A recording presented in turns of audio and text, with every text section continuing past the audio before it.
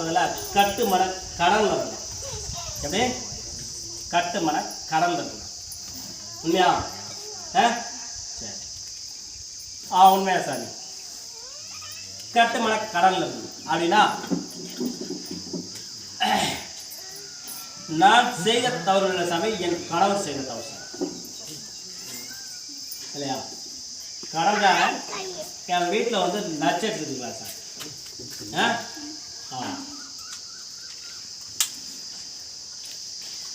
உழைக்க வழி இல்லை சாமி.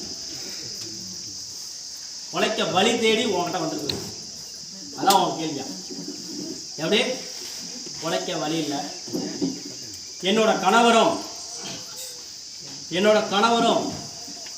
கடனுக்கோசரம் என்னை விட்டுட்டு போயிட்டாரு. எப்படி கடனுக்கோசரம் என்னை விட்டுட்டு போயிட்டாரு. என்ன முடிவு பண்ணுறதுன்னு எனக்கு தெரியலை. டெய்லி டார்ச்சராக இருக்குது. கடன்காரன் என் ஒய்ஃப் வீட் வாசல் முன்னால் நின்றுட்டு இது பண்ணுறான். வாங்கினவரை விட்டுட்டான், என்ன வந்து நச்சரிச்சுட்டு இருக்கான். அந்த கடனை நான் கட்டணும் சாமி. யார் வாங்கின கடனை? உன் கணவர் வாங்கின கடனை. எப்படி உன் கணவர் வாங்கின கடனை நான் கட்டணும் சாமி. எனக்கு ஒரு ரொம்ப அவமானமாக இருக்கு சாமி. கேட்காத கேள்விலாம் கேட்கறாங்க சாமி. எப்படி எனக்கு ஒன்றும் புரியல சாமி. நான் வாழ்றதா இல்லை சாவறதா அப்படின்னு எனக்கு தெரியல சாமி. நம்ம மரணத்தை தேடி 2 தடவை போயாச்சு. எப்படி மரணத்தை தேடி என்றுமே வந்து எனக்குமே மரணம் நம்மளை தேடி வரணும் இல்லையா? எவன் நமக்கு டைம் முடிச்சுன்னா உனக்கு டைம் முடிச்சு அப்படின்னு சொல்லி நம்மளை தேடி வரணும். ஆனால் நீ மரணத்தை தேடி போயிருக்கிற, 2 தடவை போயிருக்க. இதுக்கு மேலே நம்ம வாழ்ந்து என்ன பண்ணுறோம்? நம்ம கணவரும் சரியில்லை அப்படின்னா உன்னோட ஏன் சாமி விளக்க அப்படின்னா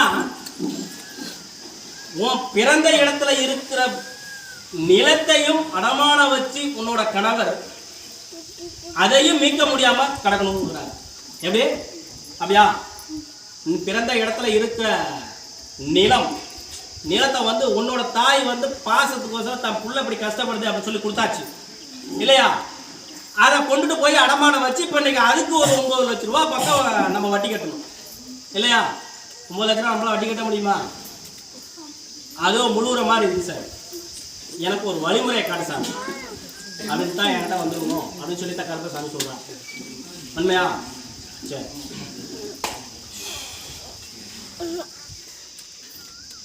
நம்மளோட நிலத்தை வச்சு வீட்டை வந்து பெருமைக்கு வாங்கியாச்சு இல்லையா? ஆனால் அதனால் ஒன்றும் பிரயோஜனம் இல்லை. இன்றைக்கி என்னோட வீட்டை விற்று கொடுத்து என் கடனை ஓரளவுக்கு முடிச்சுட்டு கொடுத்தாங்க. ஆனால் விற்க முடியாதுன்னு சொல்கிறாங்க. எந்த இதுக்கும் வேலைக்கு ஆகாது.